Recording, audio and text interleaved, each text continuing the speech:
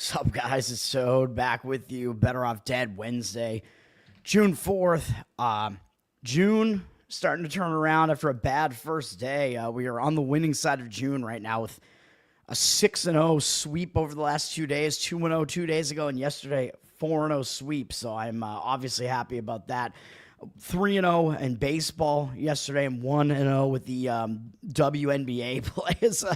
You guys might complain because the WNBA, I know people don't like the WNBA, whatever. I mean, I don't even like it, but if there are money-making opportunities, if it's something that you can handicap, I mean, it makes sense to jump in and do it. So that's why I kind of figured that I was going to do it this time. The Indiana Fever did get there. It wasn't as easy as the lean that I gave out on Minnesota. I think it was in the other game. Indiana, that was another one of those games. It looked like it was going to be one of those bullshit losses for me as they had a big lead. Not even just early in the game. Actually, it wasn't even really early in the game. It was later in the game. In the second half, they had a huge lead, and they almost blew the entire thing. And then all of a sudden, they were only up one with like 3 minutes left. But luckily, with the WNBA, a lot of times the better team, that home favorite, a lot of times can get the job done late in the game, get some foul shots in there, and finish it off. So Indiana was able to get that win, whether you had 3.5, 4, 4.5, none, it didn't even matter. All those numbers wound up hitting. I think they won by 8 or 9, so that was a winner.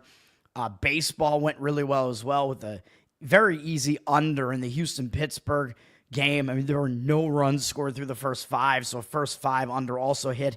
A bad luck loss for Paul Skeens yet again, as Paul Skeens became the first pitcher since 2000 to have 2 8-inning appearances, allowing 1 or fewer runs in those appearances and lose those games. So the last time it happened was Pedro Martinez on my Boston Red Sox back in 2000, although that was a Red Sox team that wasn't that bad. This Pirates team is terrible. They give Skeens no run support. It's just very sad because Skeens is obviously one of the best pitchers in baseball.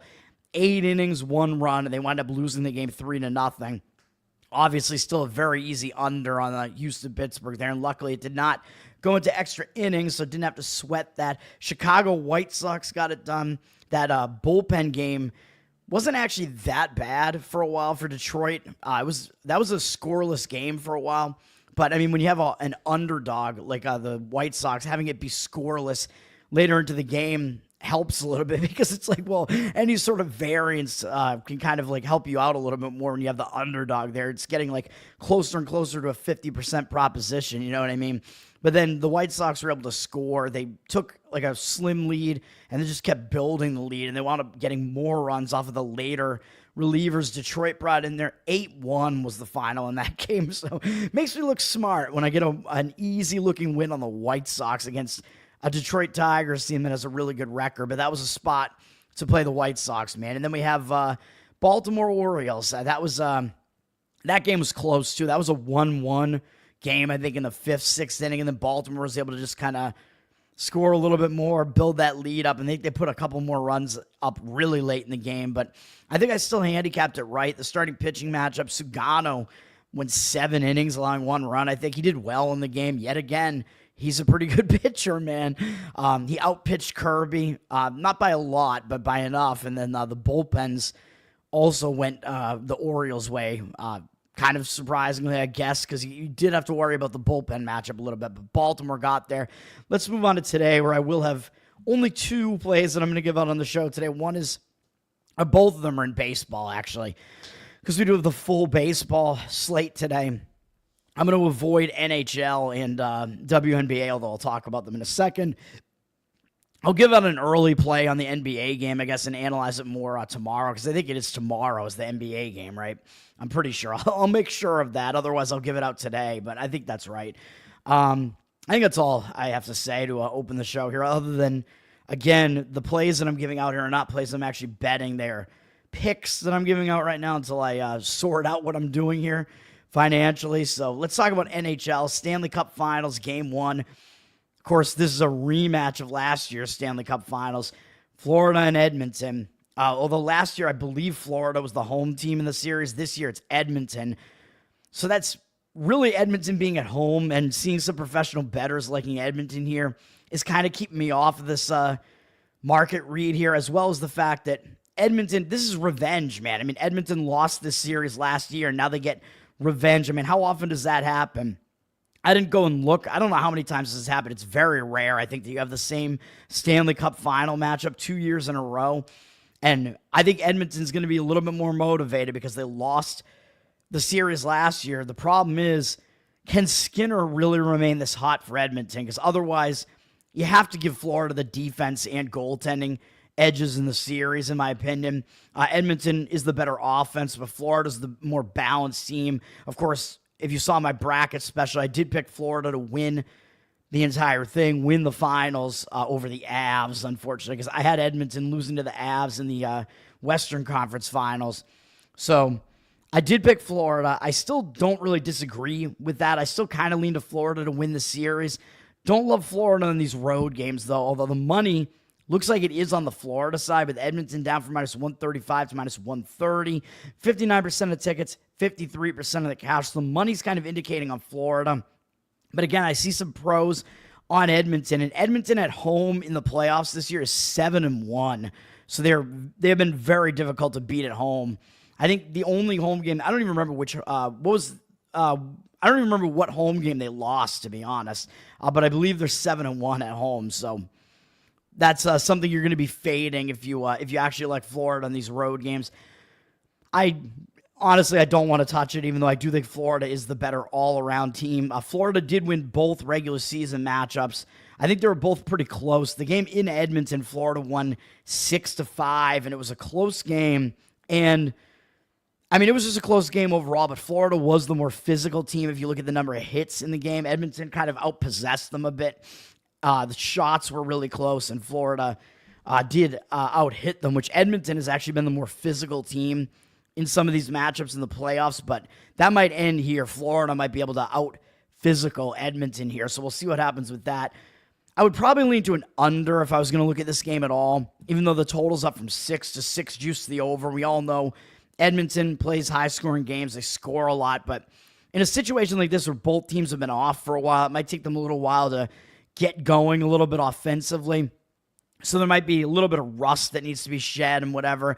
And it's probably going to be a defensively intense matchup because this is the finals. It's the first game. 83% of the tickets on the over, but only 51% of the cash on the over.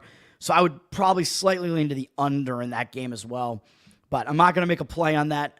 NBA, that is tomorrow. It looks like the game is going to be tomorrow on Thursday. So I will talk about it then more in detail. But there are a lot of very strong angles that tell you to play the Thunder here. So I am almost certainly going to be giving out a play on the Thunder on the show tomorrow. So if you want to play it now without listening to what my analysis is going to be tomorrow, I believe the Thunder are going to be the play in that game at either -9, 9.5. I think it's the right move in that game for a number of reasons. There are a lot of very strong angles for it, which I'll talk about more tomorrow. WNBA, we actually have teams playing in back-to-backs in both of these games here in the WNBA. So we have Washington just played yesterday. They played that game. It was pretty close with Indiana. Like I said, they almost were able to beat a Caitlin Clark-less, though, Indiana team within 1 point late in that game. And then they basically didn't score again almost for the rest of the game. Only scored a little bit.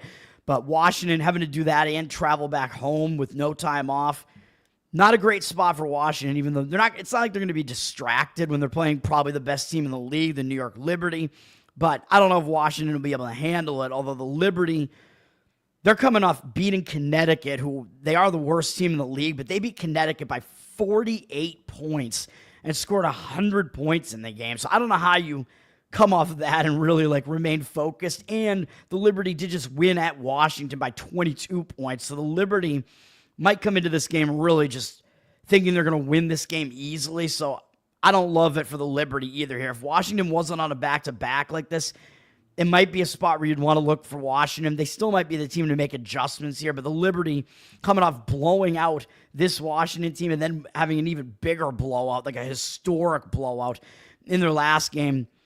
Not really a spot where I think the Liberty are going to really be focused. They're laying 12.5 on the road.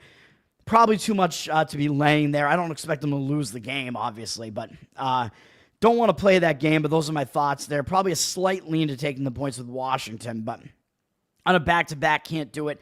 And Phoenix is also on a back-to-back Let me just see. I don't even know if these teams are returning home from road trips now. So Washington only went that one game on the road, of course, because they had the Liberty in the previous game. Phoenix, they are returning home from 2 games on the road. Really, I mean, they went to L.A. and then they went up to Minnesota.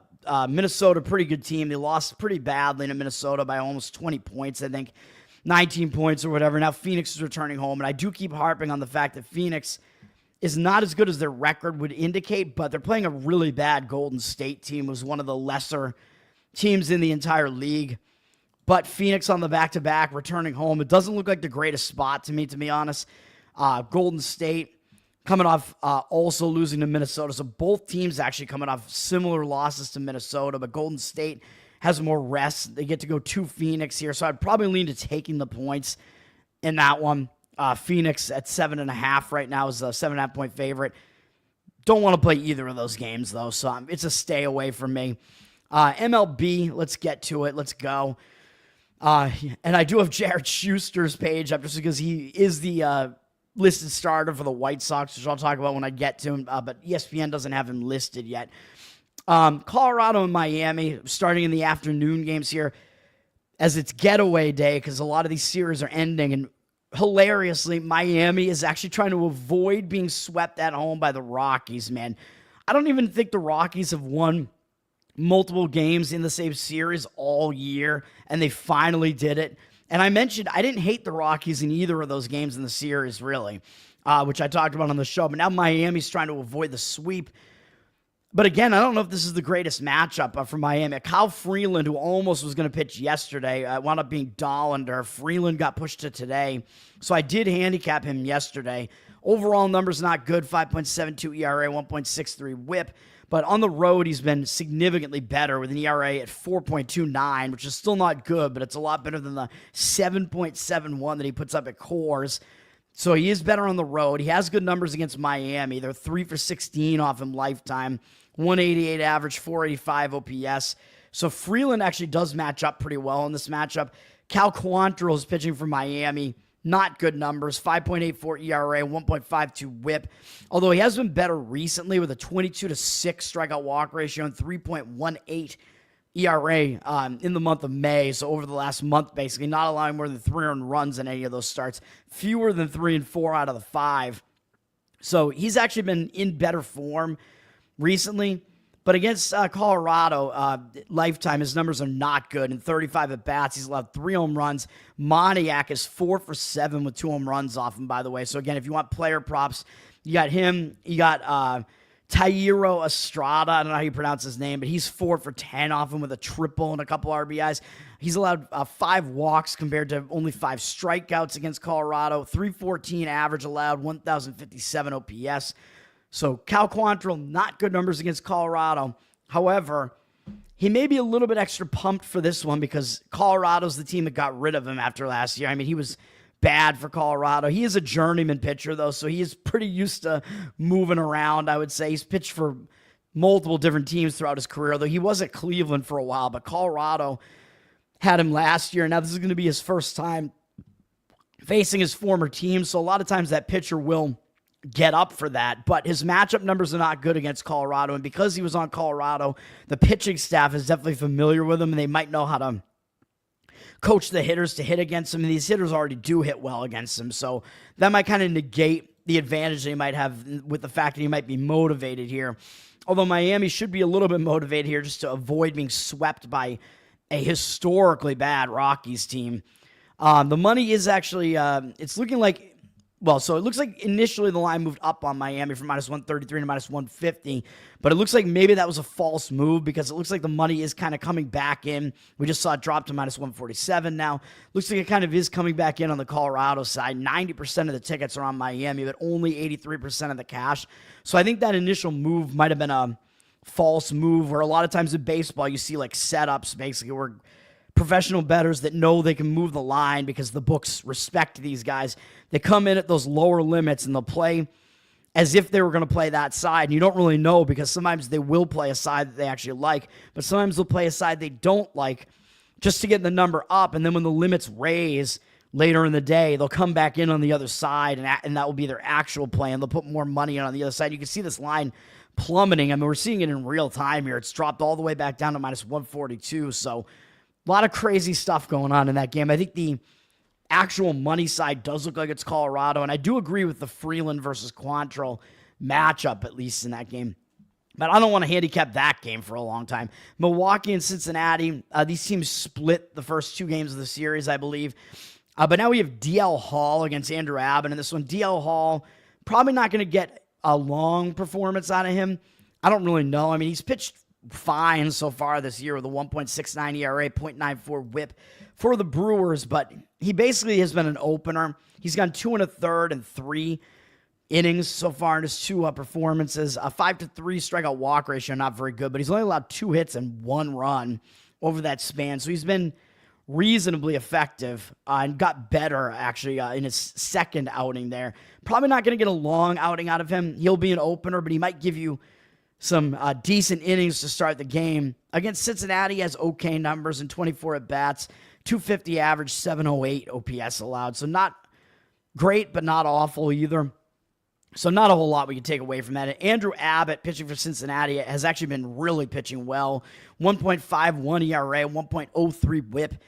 He seems to be developing into a really good starter. And in the month of May, he had a .55 ERA, 33-10 strikeout walk ratio. So you would like to see those walks be a little bit lower, but he's coming off a 7-inning, 1-hit shutout with 8 strikeouts at the Chicago Cubs. I mean, that is not easy to do against a lineup like that. And he's had 4 shutout performances in the last 6 starts, and the other 2, he only allowed 1 earned run in each of them. So Abbott is definitely dealing right now, and he's been actually even better at home than on the road, even though Great American Ballpark, as I always say, is a hitter-friendly park. 1.05 ERA at home, 2.05 on the road. So Abbott, I'm pretty sure you don't want to fade this guy right now. His numbers against Milwaukee are mediocre, though, in his career. In 46 at-bats, he has allowed 3 home runs to 3 different batters. Contreras is 5 for 14 with a home run off him. Yelich 5 for 15 with a home run, but 6 strikeouts. Contreras 4 strikeouts. So Abbott does have a good strikeout rate against them. 13, but 5 walks as well. He's held them to a 261 average, but an 812 OPS, which is a little bit high. So I will stay away from this, but Abbott, I mean, he is the better of the 2 pitchers, you would have to imagine. I mean, you're going to get a bullpen situation out of Milwaukee here, and that seems like it's probably never really a great thing because Milwaukee's bullpen has not been very good this year, although Cincinnati did use more of their bullpen yesterday. So I don't know what you want to do with this game at all, to be honest. It does look like Cincinnati's public was 74% of tickets and only 57% of the cash. I guess Abbott getting some of the market love there. And DL Hall, people don't want to deal with that guy. It looks like the over is getting some money. 52% of tickets on the under, but 58% of cash on the over, with the total up a little bit from 8.5 to 9. I don't really necessarily agree with that. I mean, I don't know what I would want to do with this game at all. I don't have a strong feeling about this, although I think Abbott should have an edge over DL Hall, so probably a slight lean to Cincinnati, but that is joining the public if you do that, and it is going against the market read, so I don't love that either. Anaheim at Boston. My Boston Red Sox on the verge of getting swept again. What else is new? 2 one-run losses. Yesterday's was extra innings. I think they lost. Bayo actually wasn't that bad yesterday, and they still lost. I mean, this Red Sox team, they actually have scored a lot behind Bayo this year, and yesterday Bayo actually had one of his better starts, and the Red Sox didn't win. So isn't that just great? Both bullpens saw some usage yesterday. Anaheim's bullpen, not great. That game yesterday, I mentioned, I liked the over in that game yesterday, and it did not happen. It only landed 7, but these teams were stranding a lot of base runners yesterday. There were a lot of guys on base, a lot of walks in the game. Very surprising that the teams didn't put more runs across. Jose Soriano is pitching for Anaheim. 3.41 ERA is good, but a 1.51 whip is awful. You cannot put more than 1.5 guys on base per inning and keep getting away with it, and he's kind of been doing that. In the month of May, 2.34 ERA, yet he had a 23-19 strikeout walk ratio, and he's walked at least 3 guys in 5 straight appearances. I mean, you can't keep doing that. Like I said, you cannot put guys on base like this and get away with it consistently. So Soriano is basically playing with fire here. That strikeout walk ratio is horrific in the last month. That's not good. He actually has been better on the road, though, with a 5.92 home ERA and 2.03 on the road. So he's been significantly better on the road. Against the Red Sox, very small sample size. Red Sox are 2 for 3 off him with a Duran home run, 2 walks, no strikeouts. So that's not exactly good for Soriano. 667 average allowed and 2,467 OPS. It's a very small sample size, but the Red Sox have done fine against him when they have seen him. Lucas Giolito pitching for the Red Sox hasn't been great for them. 4.78 ERA, 1.44 WHIP. He did have one good performance in Fenway against Baltimore, 7-inning shutout. But even including that was 2 starts ago. Including that, he still has a 7.36 ERA at home this year, which is a nightmare, and 2.6 on the road. So he's been way worse at Fenway Park, even though his last outing here was good. His numbers against Anaheim are the most inconsistent numbers I think I've ever seen. In 83 at-bats, he has a 29-8 strikeout walk ratio against them and has held him to a 229 average. So it's like, okay, that looks like Giolito dominates them, right?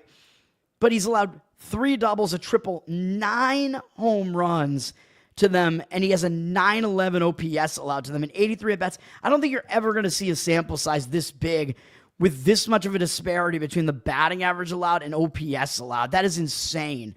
It's like, yeah, I mean, he's only allowed 19 hits to Anaheim, and 9 of them have been home runs. So almost half of the hits that he's allowed have been home runs to them. It's unbelievable, actually. I've never seen anything like that.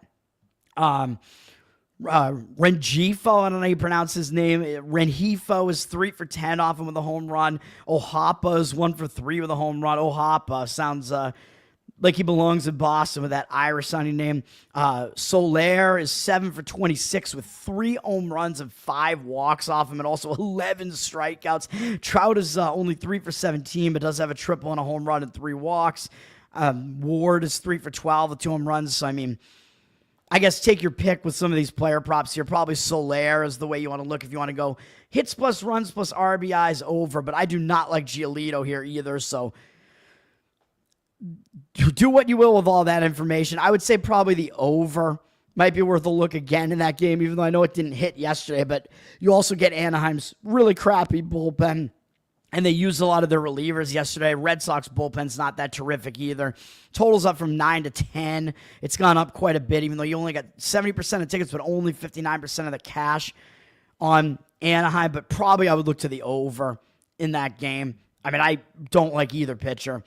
Houston at Pittsburgh, going to be very different from yesterday's game between Lance McCullers, who pitched really well again as well, even though he got outlasted by Paul Skeens. So I think Skeens actually pitched better than McCullers did, but McCullers didn't allow any runs in 6 innings. And Skeens allowed 1 run in 8 innings. It took the loss in the game. Just really sad situation for Pittsburgh. This is nowhere near as good a pitching matchup as Houston has Ryan Gusto pitching, or Gusto. I don't even know how you pronounce his name. I go for the Gusto in pronouncing his name, but I do not want to go with him as far as his pitching is concerned. He's basically been an opener. He hasn't gone more than 5 innings since all the way back in late April. He hasn't been very effective. He has a 13 to 13 strikeout walk ratio and 8.25 ERA over the last month. That's not going to get it done. Hasn't been good. 4.62 ERA and 1.56 WHIP on the season. That's bad as well. The one advantage he might have is that Pittsburgh hasn't seen him before, so he might be able to kind of get through these innings against a weak lineup that's never seen him before, but I wouldn't want to bank on it. And Mike Burrows is probably actually the more talented pitcher of the two, pitching for the Pirates, but he has not been good so far. He has only 2 starts in his career so far, I think. So I think you got to give him a little bit of a break, but he hasn't been good with an 8.64 ERA, 1.56 WHIP. Went 5 innings in his first start, but he actually had a worse start the last time out. But these were not easy matchups for him, man. He had to face the Brewers and then Arizona on the road. Those are good offenses, so I think Burrows should get a little bit better. I mean, based on what he was doing in his minor league stints and whatever, he's a decent prospect for the Pirates. I mean, he's definitely not Paul Skeens, but he should start doing a little bit better. He has like a decent pitching arsenal that he can work with. Will it happen in this game? Maybe, because he is actually stepping down in class here after facing 2 good offenses. He's facing kind of a mediocre Houston offense here, and they have never seen him before. So does that mean we want to go with that, like a sneaky underplay here because both these pitchers have not been seen before by the opposing hitters? Well, I wouldn't want to bank on that.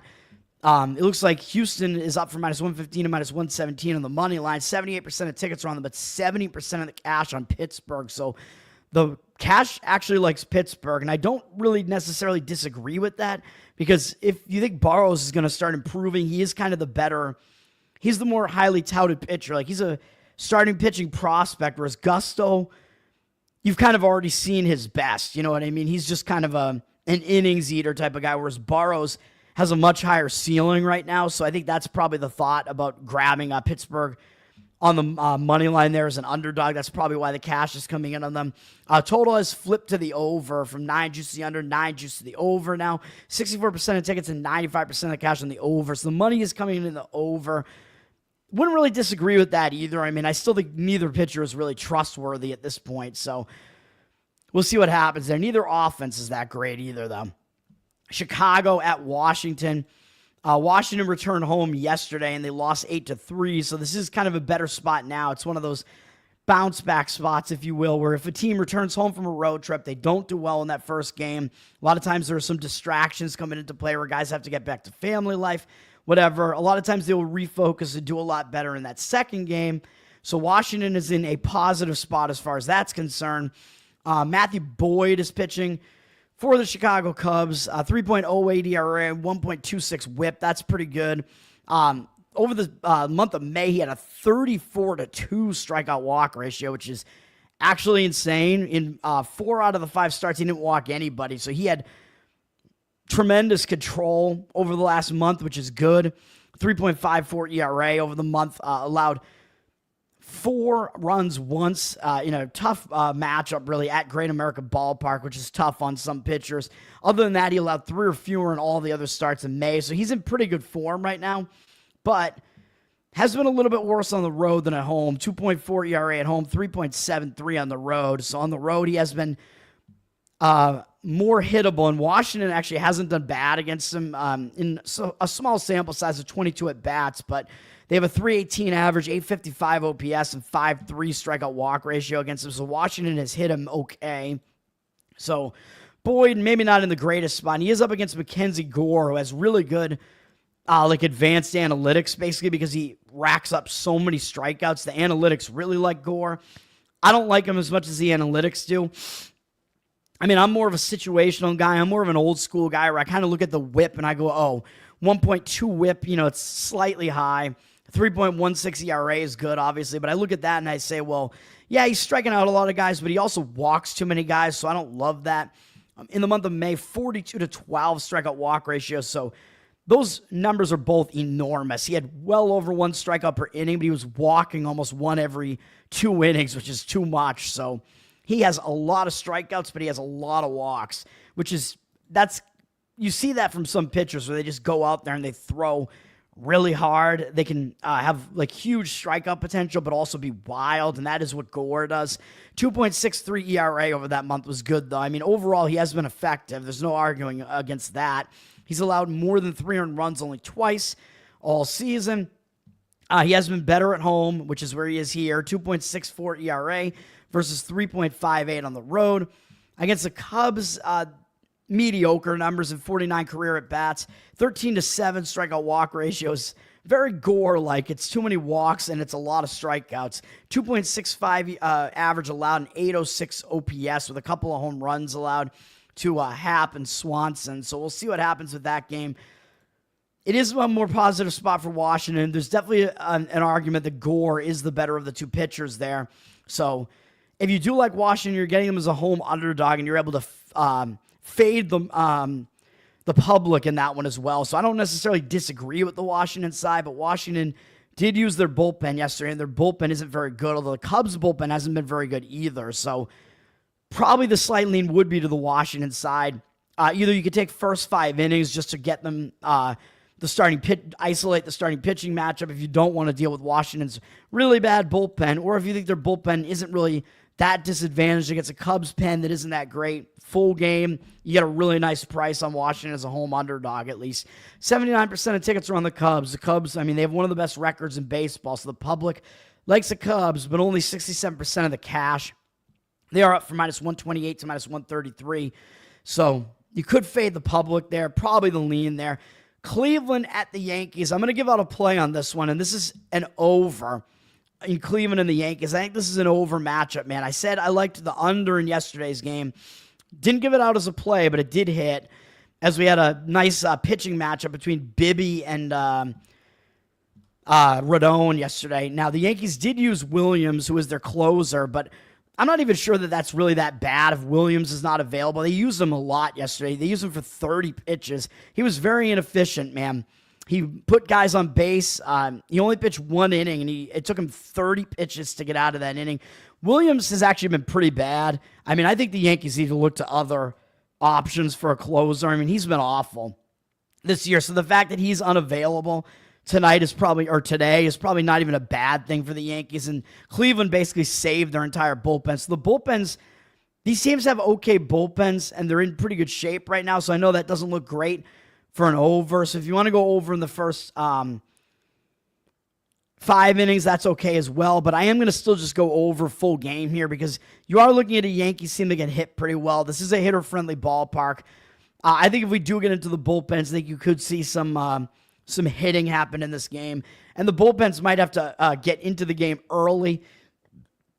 So basically, if the starters are not lasting long into the game, the bullpens have to come in early. That kind of affects the whole game as far as the over is concerned. So I'm a lot less likely to play an over in the first 5 innings than an under. I don't even think I've had an over in the first 5 all year, really. I don't even know when the last time I ever did that was. Under first 5 makes a lot more sense if you really like the starting pitching matchup and you think the bullpens are going to suck.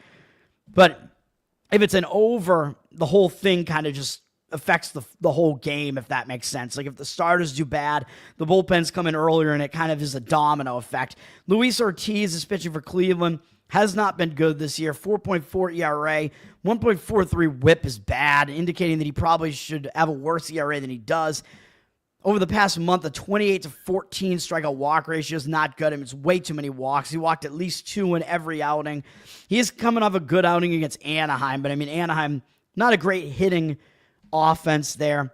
It's true that over his last 4 starts, he hasn't allowed more than 3 earned runs in any of them, which is pretty good, but I still don't trust Ortiz at all. 3.95 ERA over the month wasn't that bad, but overall, he has not been very good, and he's been really bad on the road with a 6.39 road ERA compared to 2.22 at home. So he's been significantly worse on the road.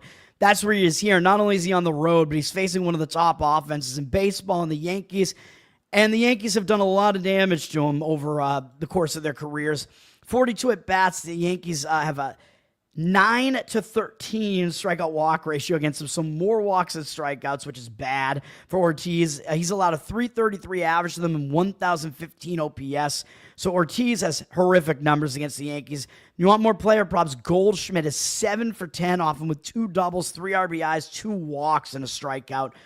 Judge is 2 for 5 with a triple, an RBI, and 4 walks and a strikeout. So those couple of guys have done damage to him in the past.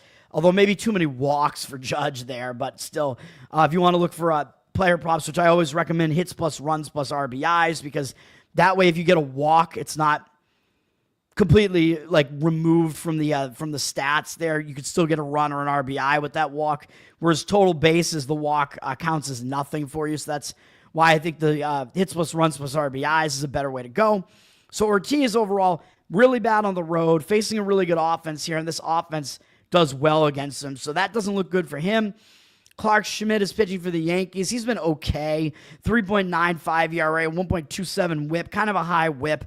Over the last month, 27-11 strikeout walk ratio is not great. Again, it's too many walks. So I don't really trust him, really. Did have a 3.14 ERA over the last month, but Schmidt, I mean, he's a little bit all over the place. He has been worse on the road, I know, and he is at home here. 3.18 home ERA, 4.79 on the road, so you are fading his home road splits here a little bit, but against Cleveland, he has not been good. In 50 at-bats, they got 3 home runs off him. Manzardo is 3 for 15 with 2 home runs off him. Kwan is 6 for 12 off him with a double and a couple of walks. Ramirez, 6 for 14 with a home run and a walk. So again, some player prop ideas there. 12-7 overall strikeout walk ratio for Schmidt against Cleveland. 360 average, allowed him 1,079 OPS. So I don't think either starting pitcher really has the edge here against these offenses. So I'm going to expect there to be runs in this game. And with the Yankees, they either score like 4 or fewer runs, or if they score more than 4, they usually score a ton. And if that's the case, they might go over this total by themselves. So that is a possibility as well. And that's how bad Ortiz is as well. 75% of tickets are on the over, but 85% of the cash on the over.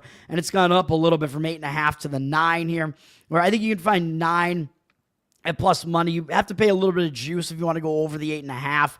You do want to get on the best side of 9 that you can, though, because 9 is a key number because it breaks the 4-4 tie. So you want to get the best number that you can, obviously.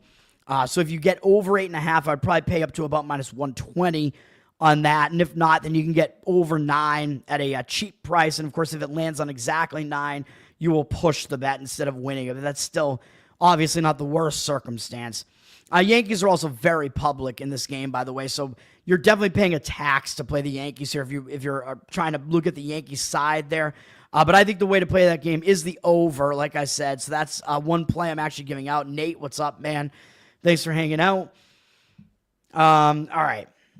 Philadelphia and Toronto. I actually am going to give out the other play that I have in this game. That's a side, and it is Philadelphia money line minus 104. I know this one it's going to be public. You're going to join the public on this one if you do it.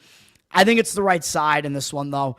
I think the bullpen's set up for it. I think you're actually getting the money is actually agreeing with this. So you could actually wait a little bit and maybe get a little bit of a better number, maybe. Toronto is down from minus 113 to minus 110. And Philly, they have 59% of the tickets because the public will see Philly and be like, oh, I want to play Philly. But they're going to look and see Mick Abel, and they have no idea who this is. So I think they might be a little bit more hesitant to play that because Barrios is kind of the more known pitcher, even though Abel does have a better ERA right now. It's only in 1 start. But 82% of the cash now 60% of the tickets on Philly. So I think Philly is getting the actual money here, and I like it in this one, even though I know Philly beat Toronto yesterday, and it was pretty much a beatdown. 8-3 Philly wins. So a lot of times you want to look for the team that lost like that to bounce back. But I don't think that's going to happen here because Toronto had won 5 games in a row. And a lot of times when a team is on a winning streak like that and they lose, it can hang that team over into the next game. So I actually think it's not a great spot for Toronto here to bounce back. And the way the bullpen sets up is not good because our boy Bowden Francis, who was so good late last year, was horrific last night. Only went 1 2/3, allowed 6 earned runs, and Toronto had to go into the bullpen early. They did use Lauer to eat up innings. He ate up 4 innings, but they still had to use 4 relief pitchers. Philly only used 3 of theirs, and yes, I know Philly doesn't have a very good bullpen this year. That's true. But because the game was out of hand, they didn't have to use any of their better bullpen arms yesterday. So Philly's best bullpen arms are available today.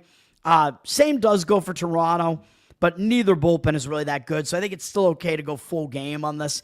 The way that Toronto did have to use their bullpen yesterday, they have fewer arms to work with than Philadelphia does today. And Philadelphia, as I mentioned, has Mick Abel going, and he is seemingly very able, as he does have a 0 ERA so far with a .83 whip. That was only 1 start, and yes, it was against a really bad Pittsburgh lineup, but this was his major league debut, and a lot of times you'll see a guy be nervous. There were no nerves with this guy, man. He went 6 shutout innings against Pittsburgh, 5 hits allowed, no walks, and 9 strikeouts. I mean, that strikeout walk ratio, I think that tells you a lot, even though, yes, it was against a bad lineup. He's still facing a major league lineup here, man, and to do that, 9-0 strikeout walk ratio in your debut, yeah, I think Mick Abel does have something here, man. He looked good in that game as far as the stat line is concerned. Very impressive, actually. So I like Abel here, and of course, that was his only start ever in his major league career so far. Now that means he's going up against a Toronto offense that's been mediocre. They have started hitting a little bit better. Haven't really lived up to their potential, but you're getting that mediocre lineup that's never seen this guy before, and this guy can really deal. So a lot of times that is an advantage to that young pitcher who has good stuff if that lineup hasn't seen him before. So I think we're getting value on Mick Abel until people know who he is, and then we'll eventually, if he continues pitching like this, there won't be value on him anymore. But right now there is, because people don't know who he is, and he's only made one start so far against a bad team. So I think people aren't going to give him credit for that. But I like this guy. I like how this sets up here, and he's going up against Barrios, so I know is obviously the veteran pitcher here. 3.86 ERA, pretty good. 1.3 whip is a little high though, man. He is walking too many guys here. 37 to 13 strikeout walk ratio in May with a 3.5 ERA. Very similar to what his overall numbers are this year. Again, it's too many walks, although he did settle down over the last 3 games. 6 innings in each of them, not allowing more than 3 earned runs in any of them, not walking more than 2 in any of them. So yeah, that's okay. But overall, Barrios hasn't quite been as good as we're used to seeing him. And against Philadelphia, it was a pretty good offense. They're fairly familiar with him, and they've done decently against him. In 58 at-bats, they have 3 home runs off him. 17 to 3 strikeout walk ratio is good for Barrios, but 267 average allowed, that's like pretty mediocre. It's an average, but he has a lot of fairly high 777 OPS against him with those 3 home runs and 12 RBIs. Castellanos is 8 for 21 with a double, a home run, 7 RBIs with those 6 strikeouts as well. Bryce Harper, who I think is back in the lineup because I think he homered yesterday, right? Yeah, so he actually just returned to the lineup yesterday, and he hit a home run, and had 2 walks. So Bryce Harper is back in the lineup today as well, so that's going to help Philadelphia as well. He's back with a game under his belt. He's also 2 for 4 with a home run, 4 RBIs, and 2 walks off of Barrios. And ESPN actually wouldn't have Harper in this lineup card here if he wasn't active right now. So that also tells you that. And Stott is 3 for 5 with a home run off him as well. And Trey Turner's 1 for 3 off him. So take from all that what you will. But Barrios doesn't have great numbers. So I like Philadelphia in that game, and I think the market is agreeing with it. So that's the only other play I'm giving out today, the Phillies. Let's finish it off, man. We got Arizona and Atlanta. This actually looks like a pretty decent pitching matchup, and the odds makers are kind of telling you such here. So the under might be worth a look here. Totals flip from 8 juice to the over to 8 juice to the under, with 66% of tickets on the over. Because, of course, when you're looking at D-backs, Braves, even if it is Chris Sale on the mound, the public is going to tend to want to play overs, and that's what they're going to do here. But 96% of the money is actually on the under. I don't disagree with that. I think the under, if you want to look to this game, is the way to go. Although I'd probably go first 5 innings because I don't really want any part of this Arizona bullpen that's not very good. So that seems dangerous. So I would go under first 5. This one almost made my card, actually. Under first 5 innings. You can probably get under 4 out there right now. You probably have to pay a little bit of extra for it, but probably under 4. Not a bad number for this starting pitching matchup. Merrill Kelly is going to be the guy who gets, less credit than Chris Sale. He's had a decent career, and he's pitching well this season. 3.78 ERA, 1.06 whip. Hasn't been as good in his last 2 starts, allowing 4 earned runs in both of them, but he did have a 12-3 strikeout walk ratio there, and over the last month, 39-6 strikeout walk ratio and 3.22 ERA. Those numbers are pretty good. He was pitching well before those last 2 starts, and that last starting against Washington, he did allow 2 home runs, so I think he wasn't quite as bad as he looked in that game, just because the home runs, obviously caused him to allow more runs than he would have otherwise. So I don't think Kelly is really in horrible form right now based on his strikeout walk numbers. He's continuing to kind of roll along. Looking at his splits, he has been better at home, though, so that's one hesitation I would have. He has a 3.03 ERA at home, surprisingly, because it's a hitter-friendly park in Chase Field. He's been worse on the road with a 4.59 road ERA, but he has been good against the Braves, which is why I still would lean to a first 5 under here. In 76 at-bats, he has a 17-5 strikeout walk ratio, has allowed 4 home runs across their lineup, but he's held him to a 211 average and still a fairly low 667 OPS, so Kelly has done pretty well against the Braves. Chris Sale, on the other hand, has been good. 3.06 ERA. His whip is a little bit higher than you'd like, 1.24 whip, or than I'd like at least. But he did post a 40-10 strikeout walk ratio and a 1.11 ERA in May. So even if that walk number is a little bit high, that was a really high strikeout rate as well. So the ratio was pretty good. He's been good this year again, man. coming off a Cy Young year last year, and he's still pitching really well here. Against the Diamondbacks, he does have good numbers in his career, and a big 108 at-bat sample size, 30-7 strikeout walk ratio, 222 average, and 631 OPS. It looks like Grichuk does have 2 home runs off him, but other than that, not a whole lot going on there, and only a 240 average off of him. So Sale does have good numbers there as well. So first 5 inning under would be the way I would look in that game. And Sale has been good both at home and on the road, which, by the way, I forgot to mention Barrios' splits here, but he's actually been worse at home with a 4.43 home ERA. So that's another thing to take into account in that game I just broke down. 3.07 on the road. So Barrios is at home here. He's actually been worse at home. So another thing to keep in mind there as far as liking Philadelphia in that game. JC, what's up, man? Thanks for hanging out. Hello to everybody. All right. Texas and Tampa Bay. Yeah. I don't know what I want to say about this game, man. Tampa Bay won the game yesterday 5-1. Rasmussen put in another pretty good performance. Kumar Rocker is coming off the DL, and I don't know if that's a good thing for the Rangers, man, because he has not been getting it done for them with an 8.1 ERA and 1.75 whip.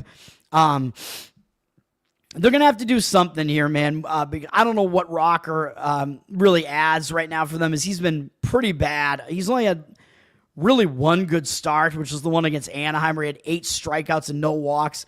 He is facing Tampa, and Tampa did see him earlier this year in April, so that might be a little bit of an extra advantage to Tampa, because Tampa did see him already. So the bats might be a little more familiar with him, and he did okay in that game. 5 innings, only allowed 1 run, but he only had 1 strikeout, so that kind of tells you he wasn't really fooling the hitters that much. So Rocker, I mean, he's really been all over the place, man.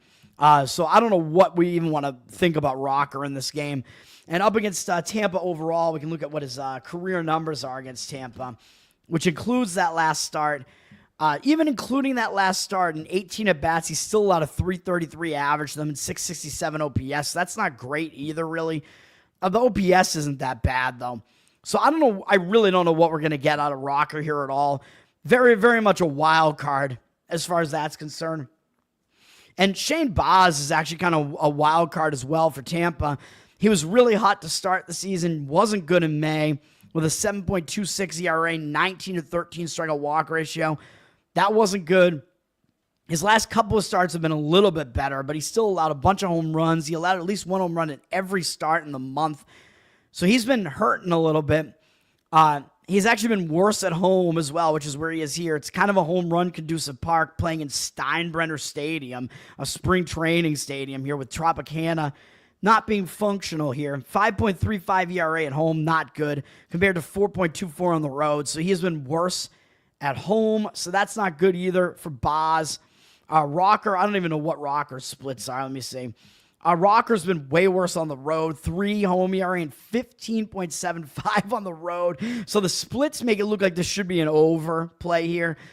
Baz against Texas has actually been good, though. In 16 at-bats, he's held him to a 188 average and 485 OPS. So I actually think Baz, he's pitched a little bit better the last couple of times out. So I think Baz probably does actually have a little bit of an edge here. But the money is disagreeing with the Tampa Bay side and with the over, and those would be the ways I would lean in this game. Tampa down from minus 135 to minus 121, 52% of the tickets on them, but 52% of the cash on Texas.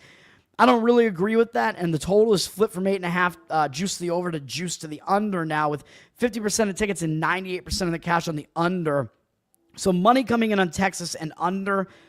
I kind of lean to Tampa Bay and over in this game, so we'll see what happens in that one. I don't love it either way, though. Both bullpens are pretty good as well in that matchup. Detroit and Chicago, speaking of wild cards, this is an even bigger wild card game. Sawyer Gipson-Long is pitching for Detroit. He's 27 years old, and I think, unfortunately, he's actually a pretty decent pitcher, but unfortunately his major league, I think, like him being able to pitch in the majors has been disrupted by a bunch of injuries. And as you can see, he's now coming off a 60-day IL stint or DL stint, whatever you want to call it. He's only pitched in the majors. He made 4 starts in 2023, and those were his only starts that he ever made. And he was actually good for Detroit with a 2.7 ERA and 1.1 whip. That was 2 years ago, but he was consistent. He went 5 innings in every single game. They won 3 out of the 4 games. 26-8 strikeout walk ratio was good. Well over 1 strikeout per inning. Fewer than 1 hit allowed per inning. Never allowed more than 2 earned runs in any of those starts. So he was actually good and pretty consistently so. But coming off such a long layoff, how is he going to do here? We don't really know. I mean, it's very difficult to guess, man. And he did face the White Sox, I believe, or he's faced some of these hitters, I should say, in the past. 2 years ago, he did face some of these White Sox hitters, and they're 2 for 6 off him lifetimes. A 333 average and 1,167 OPS because Benintendi did have a triple off him. And Robert Jr., or Robert Jr., however you pronounce his name, did have 1 strikeout against him.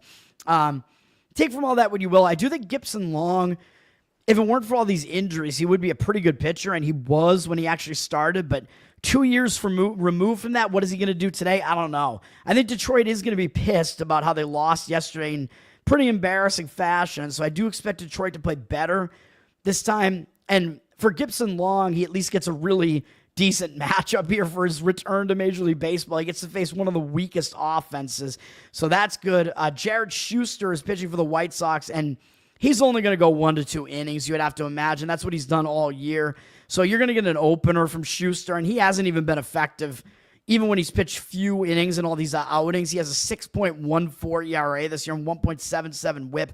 None of that is good whatsoever. Tigers have good numbers off him in the past in 24 at-bats. 2 home runs, 10-4 strikeout walk ratio. Meadows is 3 for 3 with a home run. 292 average, allowed him 1,060 OPS. So I think Gibson Long, even with the Gibson Long layoff that he has here, he's the better of these 2 pitchers. And getting a White Sox bullpen game doesn't seem very good to me.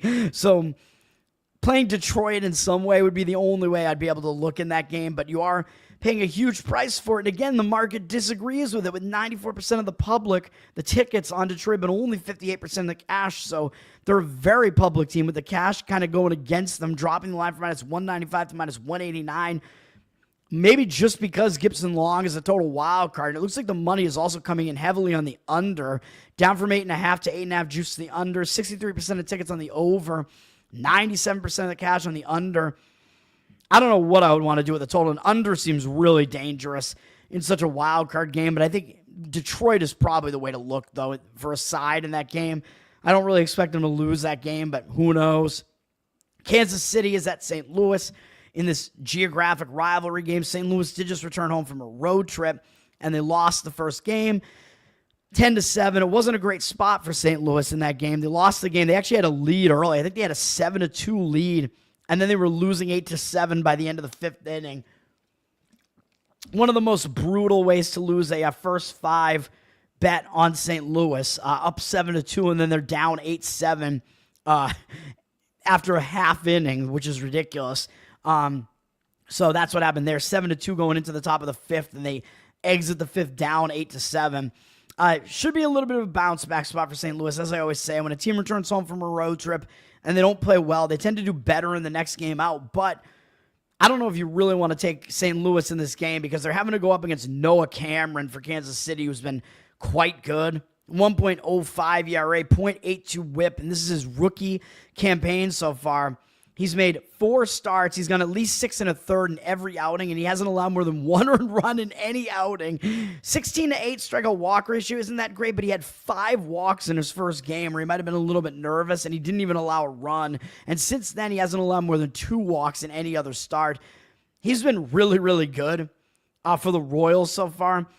And St. Louis actually has seen a little bit of him because I think he actually faced St. Louis already, right? Yeah, because this is that NLAL geographic rival. So actually St. Louis did already face him. So that's kind of the one drawback here is that Cameron, now that St. Louis has seen him once, they might do a little bit better against him the next time out. But he did do well against them. Went 6 1/3, allowed only 2 hits, 1 earned run. This was at home for Kansas City. 3 strikeouts, no walks.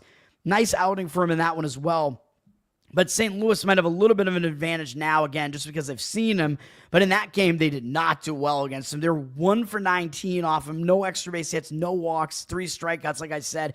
0.53 average and 105 OPS. So Cameron did do well against him in that outing. Don't expect him to do quite as well here, but he is still looking like he's a really good pitcher. Miles Mikolas is pitching for St. Louis, 3.9 ERA, 1.25 whip. Again, this guy does walk too many guys for my liking. He did have a 3.08 ERA in May, which is good, but a 17-7 strikeout walk ratio is not great. He doesn't strike a lot of guys out. Tends to put too many guys on base via the free pass, which isn't great. He's a mediocre pitcher. Against Kansas City, his numbers were also pretty mediocre. In 89 at-bats, 20-4 strikeout walk ratio is good. He's allowed 3 home runs, but all of them are to India. No, not Kumar Rocker. Jonathan India, 8 for 25 with 3 home runs and 2 walks off him. So the rest of the lineup doesn't do a ton of damage against him. Garcia, though, I guess is 3 for 6 off him with a couple doubles as well, and a walk and 2 strikeouts. India, 3 strikeouts and 2 walks. Overall, though, 20-4 strikeout walk ratio, 258 average allowed, and 743 OPS. So Mikolas, mediocre numbers. I like Cameron better still as in the starting pitching matchup. Kansas City also probably does have the better bullpen, but yesterday, you got to look at the bullpen usage yesterday, and Kansas City used a ton of their bullpen yesterday. So the bullpen situation kind of gets evened out because Kansas City used so much of their pen yesterday. So I think a lot of the advantages Kansas City might have in this game get kind of negated a little bit. St. Louis, having seen Cameron already, it'll depend how good he really is here. And Kansas City having a really, really tired bullpen right now doesn't look great for them.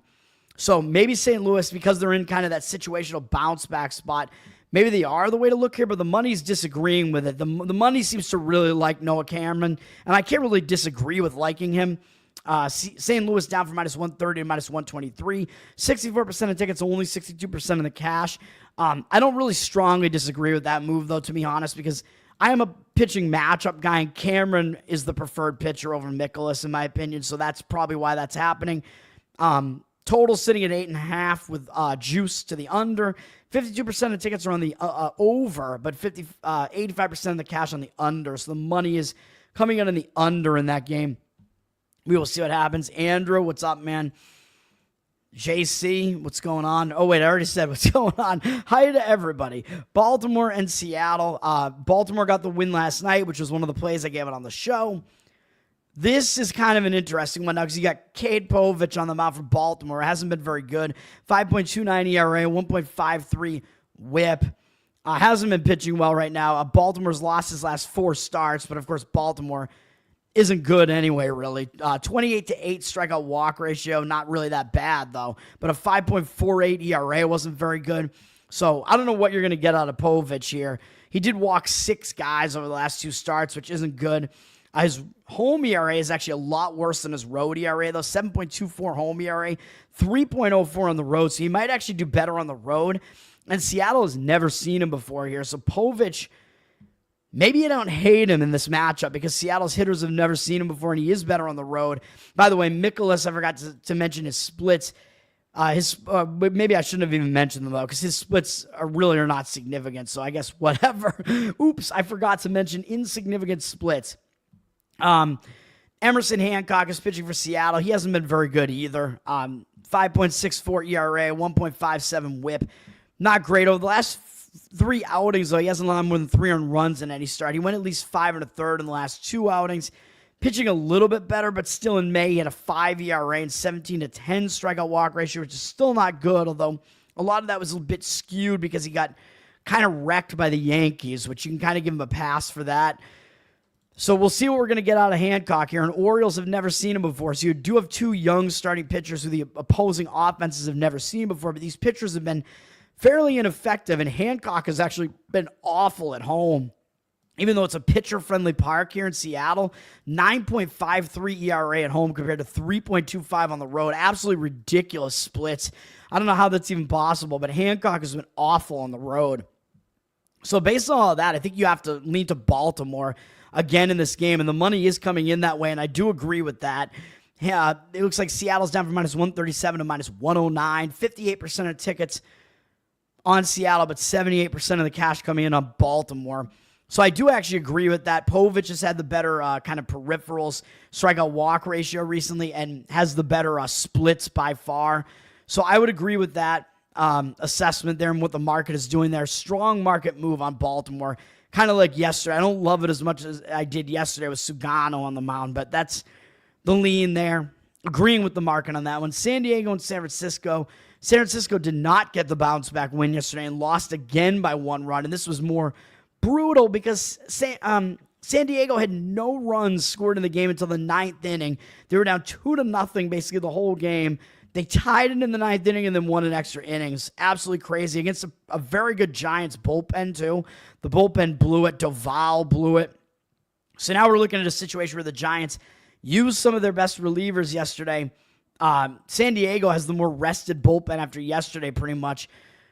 Not a great situation for San Francisco, although San Francisco should want to bounce back here, but they are having to face Nick Pivetta, who's having a really good year for San Diego. 2.74 ERA, 1.01 whip. So San Francisco has to face this guy, and they have to face a San Diego bullpen that probably has a little bit of a rest edge. Pivetta's been good, although he started to struggle a little bit more in the month of May with a 4 ERA and 32-10 strikeout walk ratio. Too many walks, but he had one bad outing at Coors Field, so you can kind of give him a break for that. And I guess his start at the Yankees wasn't that great either, but since then, 3 6-inning performances with 2 1-1 earned runs allowed, or 1 earned run allowed, I should say. So he's been a lot better in those last few starts. He is definitely worse on the road, though. He's been excellent at home. Very pitcher-friendly park, too. 1.69 home ERA, but 4.32 on the road. So as good as Pivetta's been this year, hitters have been able to get to him when he's pitched on the road. So that might affect him here as he's at San Francisco. San Francisco has okay numbers off him in the past.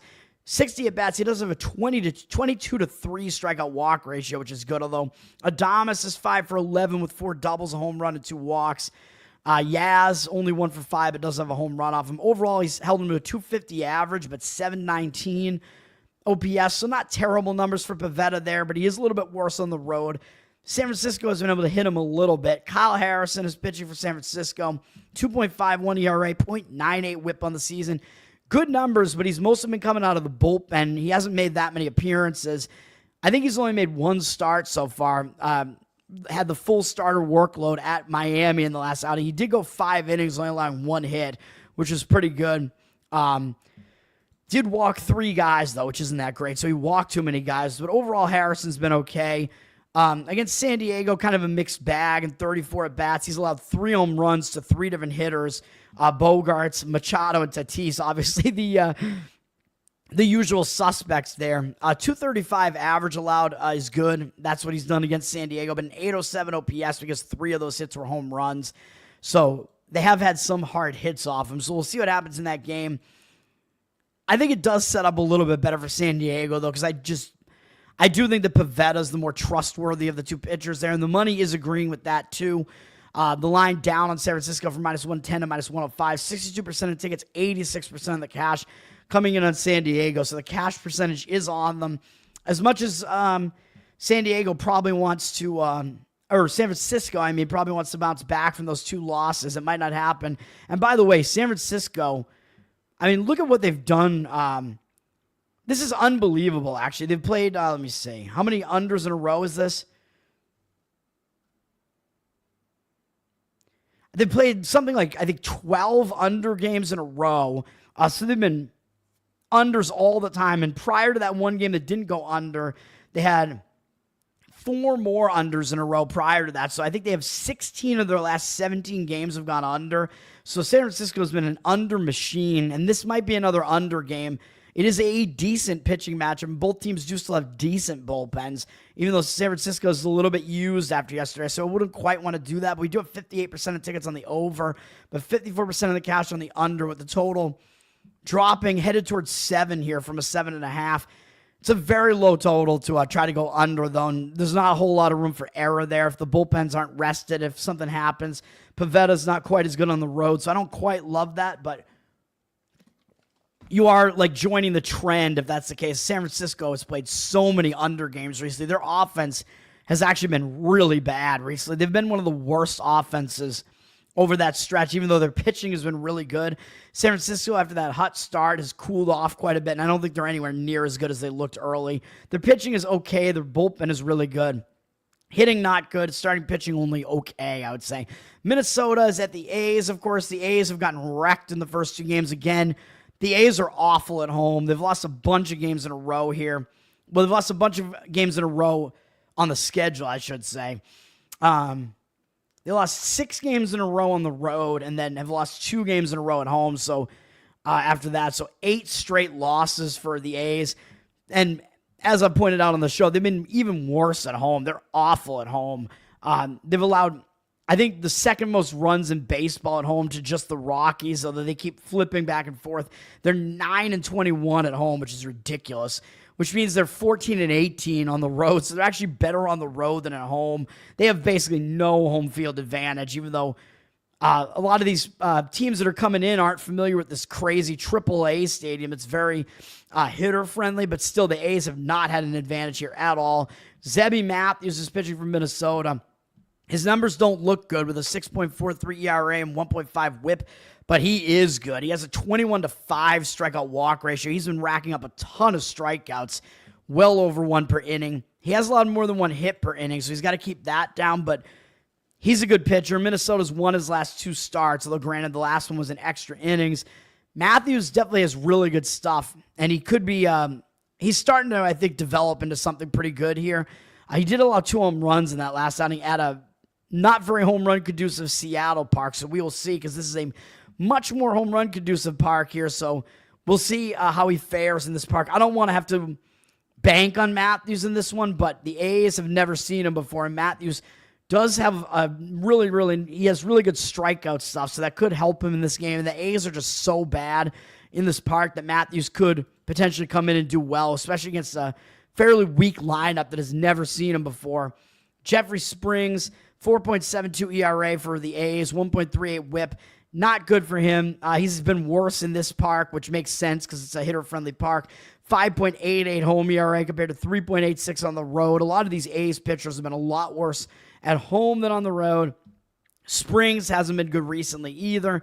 Well, he allowed 6 runs in his last outing, although I guess the starts before that weren't that bad. Although in the month of May, a 22-13 strikeout walk ratio is not good. That's way too many walks. 3.58 ERA wasn't that bad, but he hasn't been excellent. Against Minnesota, he does have good numbers, though. They're only 4 for 30 off him lifetime with no extra base hits, 3 walks, 7 strikeouts, 133 average, and 345 OPS. So Springs does actually have good numbers against Minnesota, but he's not good in this ballpark. So what do you do with this game? I think Zebby Matthews is the better of the 2 pitchers. He has the better stuff. Minnesota up for minus 140, minus 145, but their public was 73% of tickets and 69% of the cash is actually coming in and backing the A's here. So we'll see what happens here, man. I don't really want to go with an under, even though I do kind of like how the matchup sets up for both starting pitchers. Matthews is still kind of a wild card. And Springs, again, isn't very good at home, so we'll see what happens there. Money, again, looks like it is coming in on the A's side for them to finally win a game. Maybe they will, but this isn't an avoid sweep scenario yet because they play again tomorrow, I think. So it's a 4-game series, I believe, so we'll see what happens there. And then the big game of the night, of course, the Mets and the Dodgers. The Dodgers, I mentioned I leaned to them yesterday, and they did get it done, but it took extra innings to get it done. It was a close game. They won in extra innings. Muncy with 2 home runs. I forget. I might have given him out as a player prop potentially yesterday. I forget if I did or not, but the Dodgers got the win yesterday. The bullpen usage, fairly significant on both sides, and both bullpens have actually kind of been struggling a little bit more recently. Where both bullpens are still pretty good, though, but they're both pretty used up right now, so I don't love the bullpens. Kershaw was not great yesterday, really. McGill actually kind of outpitched him yesterday, but the game still was close at that point and wound up going into extra innings for that reason. So Kershaw at least held the Dodgers in the game. He's going to have to improve. I want him to do better, man, because he's not that old yet, really. He is in his late 30s, but I think Kershaw, he's been so good throughout his career, has that intelligence. I think he'll eventually be able to do something. In this game, though, so you have some wasted bullpens here coming into this game, even though the bullpens can be good. They're both very used up right now. Griffin Canning is pitching for the Mets. He has a 3.23 ERA, which is good, but a 1.4 whip. I mean, come on, man. The Mets have both starting pitchers that are like impossible to handicap with Griffin Canning and David Peterson. They both have whips that are way too high that indicate that their ERA should be way lower, and they keep getting away with it over and over again. And Canning is the worst offender out of the two. His last 2 outings, he walked 8 guys and only struck out 4, but he actually was pretty bad in those outings. He only went 2 2/3 and 3 innings in those. One was against the Dodgers, so you give him a pass there, but the next one was against the White Sox, which is not something you can really explain. So he had really bad outings in those. He is not in good form right now. He did have a 4.09 ERA in the month of May, and a 19.11 strikeout walk ratio is just really miserable, especially those last 2 starts. Real bad. And he wasn't that great against the Yankees in the outing before those 2 either. So you're getting Canning not in good form right now. His whip is awful. He should be allowing more runs than he is. I don't think he's good, but the one thing that he and Peterson do that I think keeps their ERA down a bit more is they're extreme ground ball pitchers. They both have way more ground ball, or they have more ground balls induced than fly balls. So I think that's part of the reason why they don't allow as many home runs. So that kind of helps them out a little bit. That means guys are potentially hitting into double plays because they're hitting it on the ground. But Griffin Canning also, this is ridiculous. After the Mets lost his first start, they won 8 starts in a row that he made, and since then they've lost the last 2. So it's been crazy. It's been complete hit or miss with him, and right now I think he's in bad form. So I do not like Canning here. He is actually a little bit better on the road, but not significant splits. 3.38 ERA at home, 3.08 on the road. Pretty insignificant, but he's facing a really good Dodgers lineup here. And his numbers are a bit all over the place here, too. In 56 at-bats, he's held him to a 250 average, which is good, but he's allowed a 909 OPS because he has a 13-11 strikeout walk ratio, which is really bad. And he's allowed 4 home runs to 4 different batters here. So Betts has a home run, Edman home run. Betts is also 3 for 8, by the way, so player prop potential there. And Teoscar Hernandez, 4 for 10 with a home run. So those 2 guys look pretty good. And Will Smith might be, punching Griffin Canning in the face here. Is 2 for 5 with a double off him there and a walk and no strikeouts. So I don't think this sets up very well for Canning or really for the pitching here. And Gonsolin is pitching for the Dodgers. He has not been good. 5.23 ERA, 1.45 whip. Not good. He allowed 4 home runs in his last outing, although it was against the Yankees. They do well, but he's allowed at least 4 earned runs in his last 3 outings. He's walked at least 3 guys in each of those 3. He's been awful in those outings. In the month of May, he had a 5.4 ERA and 23-15 strikeout walk ratio, which is just really ugly. And the only game that he went more than 5 innings was that game against the Yankees where he allowed 4 home runs and 3 walks. So that wasn't a good start. So he's basically been pretty bad almost since his first outing against Miami, which was decent. But since then, no good at all. He's also been way worse at home with a 6.75 home ERA compared to 3.6 on the road. So Gonsolin has not been getting it done. Against the Mets, his numbers are not bad. In 59 at-bats, 12.5 strikeout walk ratio, 1 home run from Nimmo, which is his only hit off him. Soto does hit him well, though. 6 for 15 with 2 doubles, a triple, 4 RBIs. So he's the one guy that has done damage against him in a somewhat larger sample size. And Taylor, 3 for 6 off him. But he's allowed a 254 average to the Mets, which is pretty good. And a 685 OPS, not that bad.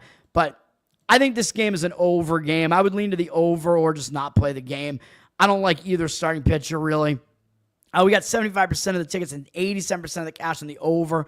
Total's already up from 9.5 to 10, so it's ticked slightly up. That is a really high total.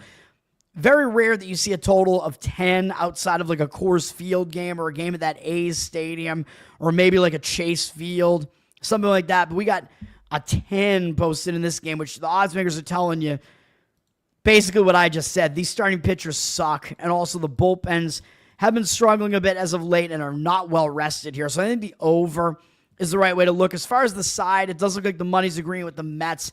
I don't disagree with that. Canning, as bad as I think he is, he does get a lot of ground balls, and I think he is at least more consistent than Gonsolin. Gonsolin has just been awful at home, even though Gonsolin actually has the somewhat better matchup numbers. It's just not good for him. He's down from, the Dodgers are up from -140 to -145. 78% of tickets on the Dodgers, but only 72% of the cash. So take from all of that what you will. That's going to do it, man. So all of that just to give you 2 plays on the show here. They are the over in the Cleveland and Yankees game, which is up to 9 right now. And Philadelphia on the side. Philadelphia Phillies, a slight money line price there. That's going to do it. Tower Gang Toad on Twitter. Go check out the givesendgo.com/TowerGangToad to throw some support. The fundraiser's still up as we're getting some money still trickling in there a little bit. Help me out after being canceled for ukulele. And then check out the Tower Game podcast tonight, 9:11 p.m. Eastern. You'll find it on all the things. We go live on YouTube when we're not nuked from there. On Rumble, of course, you can find us. That's the best place to find us. Patreon.com/Tower Game to support the show and get Bohemian Grove tickets and come see us live at the end of June. So that's in Central Florida, Leesburg, Florida. That's going to do it for me. Everybody have a good one. Happy Wednesday and peace.